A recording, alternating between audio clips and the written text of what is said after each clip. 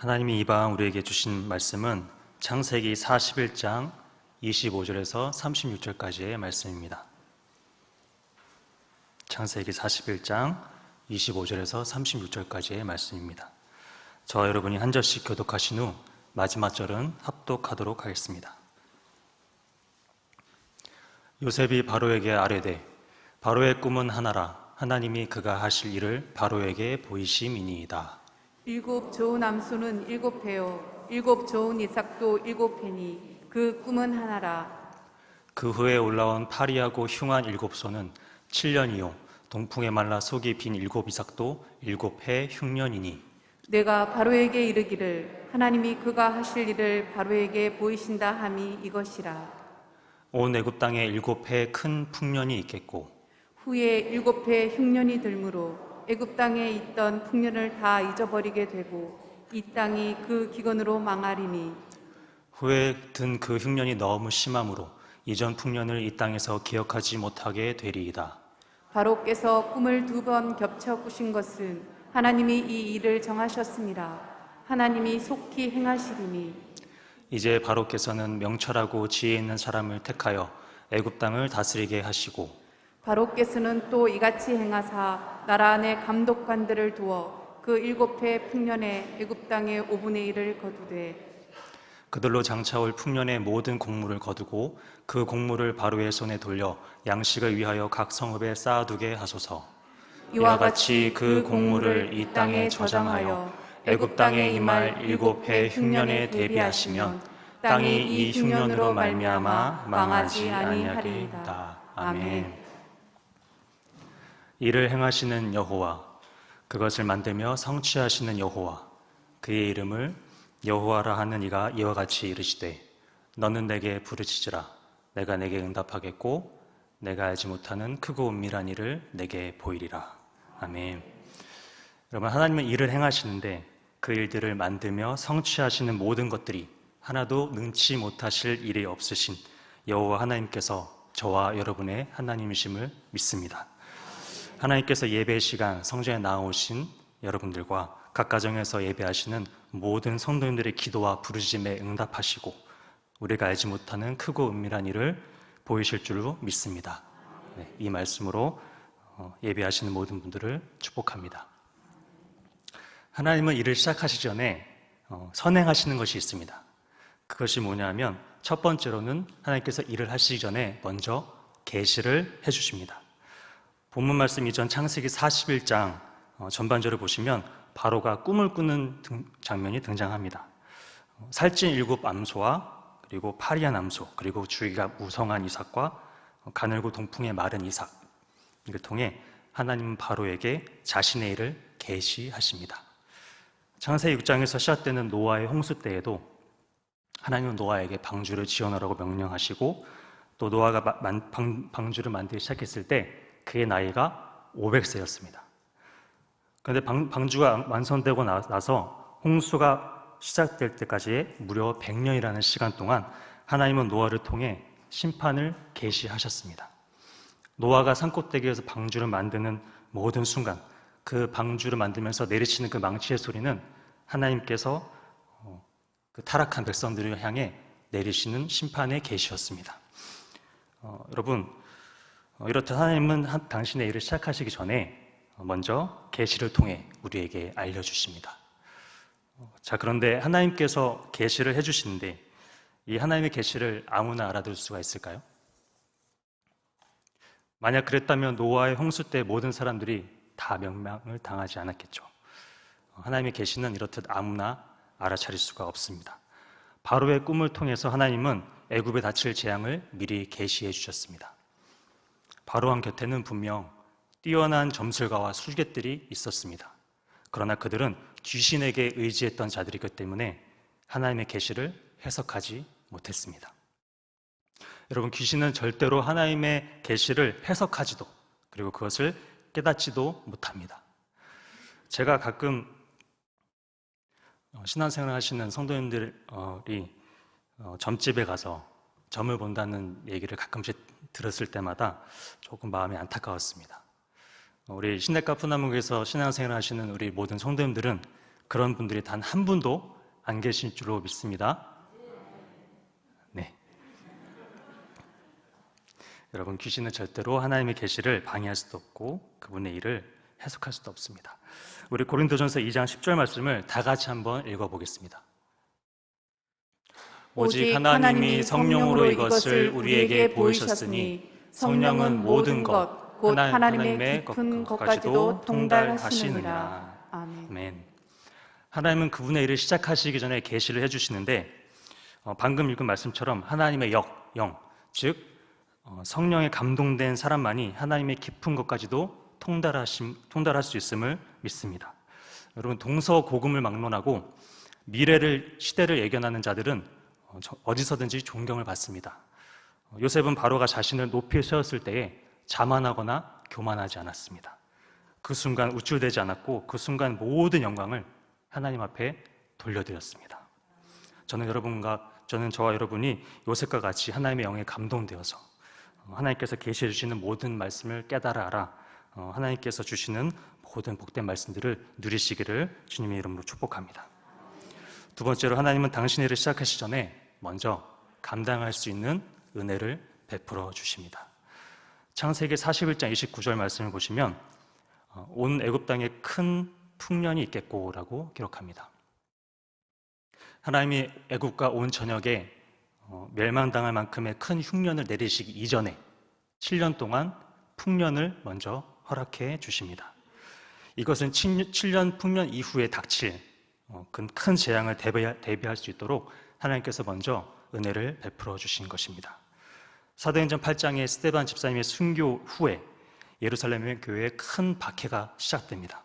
그러나 그 전에 먼저 하나님께서는 오순절 마가의 다락방에 모인 120명의 성도들에게 성령의 충만함을 먼저 허락해 주십니다. 누가복음 24장 49절 말씀을 우리 다 같이 읽어보겠습니다. 볼지어다 내가 내 아버지께서 약속하신 것을 너희에게 보내리니 너희는 위로부터 능력으로 입혀질 때까지 이 성에 머물라 하시니라. 아멘. 누가복음 24장은 예수님께서 십자가에 달려 돌아가신 이후에 부활하시고 막달라 마리아와 요한나와 그리고 야고보의 모친 마리아에게 먼저 보이시고 후에 11 제자에게 나타나셔서 하신 일들을 기록하고 있습니다. 예수님은 제자들에게 이성 예루살렘이죠. 이 성을 떠나지 마라. 내가 아버지께서 약속하신 것을 너희에게 부어주리니 너희에게 보내리니 위로부터 능력으로 입혀질 때까지 이 성 예루살렘을 떠나지 말고 이곳에 머무르라고 먼저 말씀해 주십니다. 예수님의 승천을 눈으로 목도한 제자들은 큰 기쁨으로 예루살렘에 돌아가서 늘 성전에서 뭐 했다고 하죠? 누가복음 24장 53절 말씀에 늘 성전에서 하나님을 찬송하니라. 네. 스데반 집사님의 죽음과 동시에 예루살렘과 예루살렘 교회에 큰 박해가 일어났습니다. 그리스도인에 대한 유대교회의 큰 박해가 일어나기 시작한 겁니다. 그 박해가 얼마나 컸던지 사도행전 8장 1절 말씀에 기록된 큰 박해, 여기서 큰으로 번역된 헬라어가 메가스라는 단어인데 이 메가스에서 유래된 영어 단어가 100만 배를 의미하는 메가라는 뜻입니다. 다시 말해서 상상을 초월할 만큼 메가톤급의 대박해가 예루살렘 성도들을 덮친 것입니다. 이 때문에 사도 외에 모든 그리스도인들이 유대와 사마리아뿐만 아니라 전역으로 다 흩어지게 됩니다. 그러나 그들은 흩어진 그곳에서도 여전히 성령 충만했던 그 마음을 잊지 않고 여전히 복음을 전하는 증인으로 그곳에서 살아가게 됩니다.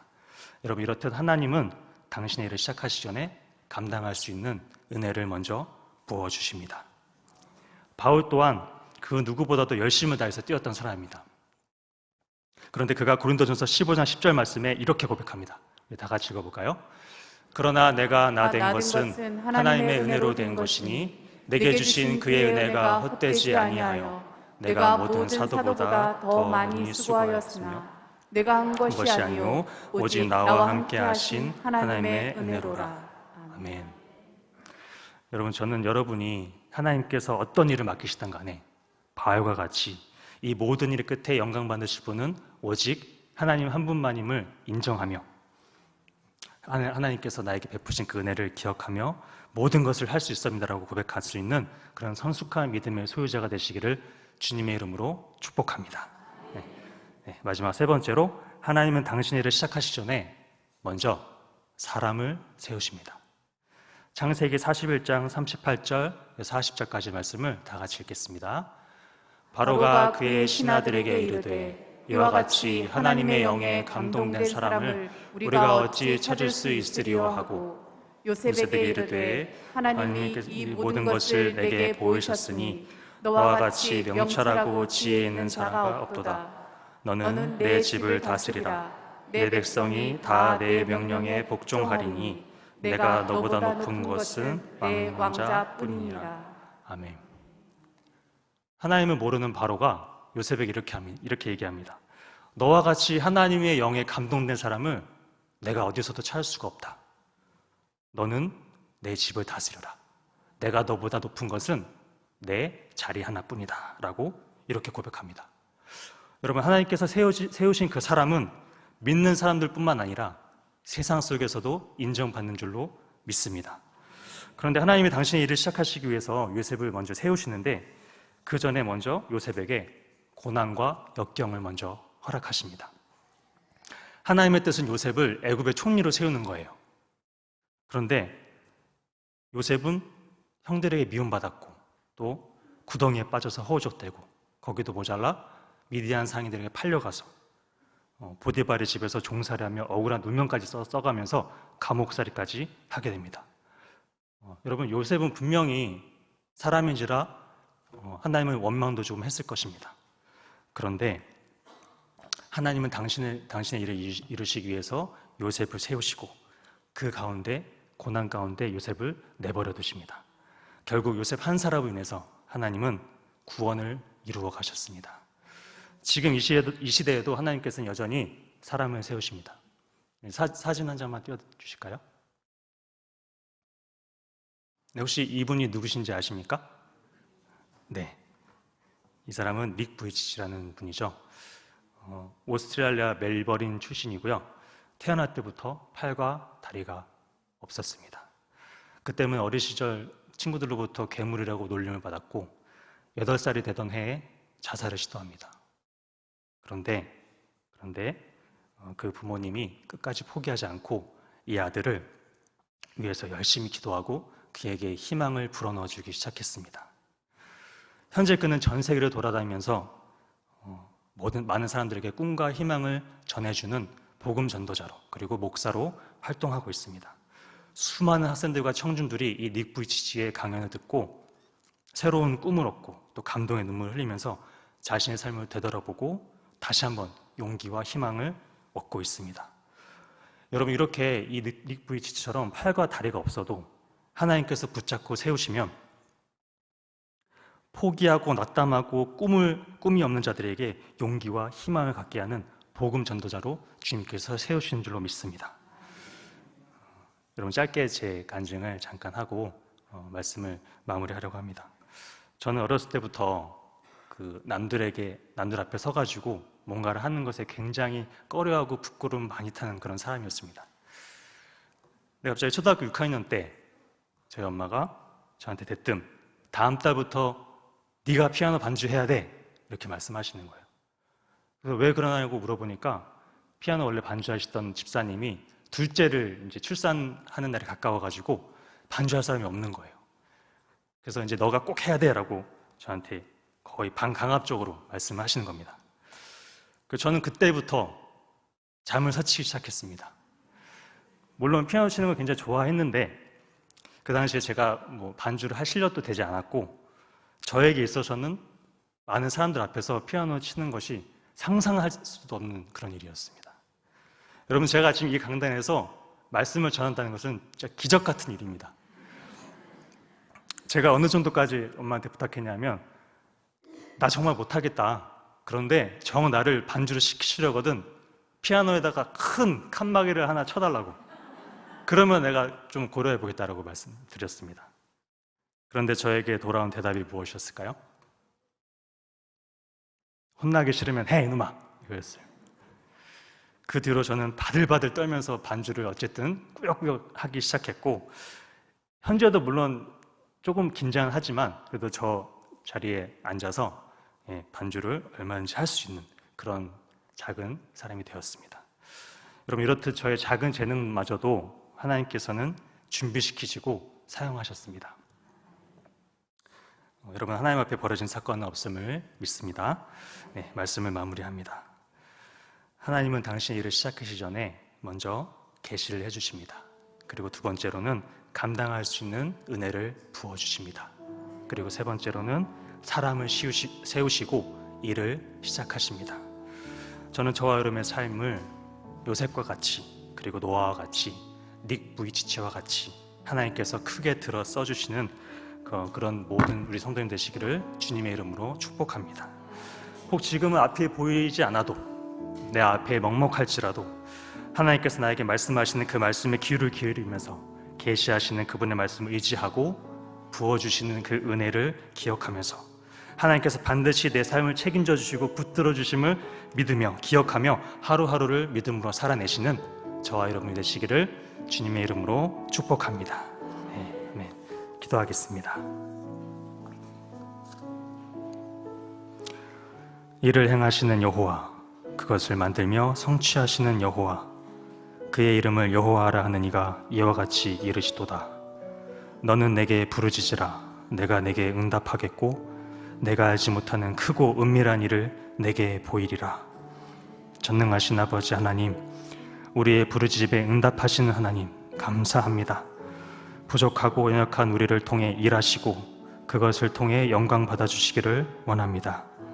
주께서 말씀을 통해 여러 상황들을 통해 계시하시는 모든 것에 민감하게 반응하게 하여 주시고 맡기시는 모든 일을 기쁨으로 감당할 수 있는 은혜를 베풀어 주옵소서. 우리를 어느 때에 어느 곳에 세우시든지 아멘으로 화답하게 하시고 주님께서 주시는 힘과 능력으로 모든 것을 기쁨으로 감당할 수 있도록 인도하여 주옵소서. 이 자리에 머리 숙여 기도하며 예배하는 모든 성도님들과 각 가정에서 예배하는 당신의 자녀들에게 복을 주시고 은혜를 베풀어 주셔서 하나님의 일하심에 크게 쓰임받는 우리 모두가 되게 하여 주옵소서. 감사를 드리며 우리를 죄에서 구원하여 주시고 지금도 살아 역사하시는 우리 구주 예수님의 이름으로 기도합니다. 아멘. 하늘에 계신 우리 아버지, 아버지의 이름을 거룩하게 하시며 아버지의 나라가 오게 하시며 아버지의 뜻이 하늘에서와 같이 땅에서도 이루어지게 하소서. 오늘 우리에게 일용할 양식을 주시고 우리가 우리에게 잘못한 사람을 용서하여 준 것 같이 우리 죄를 용서하여 주시고 우리를 시험에 빠지지 않게 하시고 악에서 구하소서. 나라와 권능과 영광이 영원히 아버지의 것입니다. 아멘.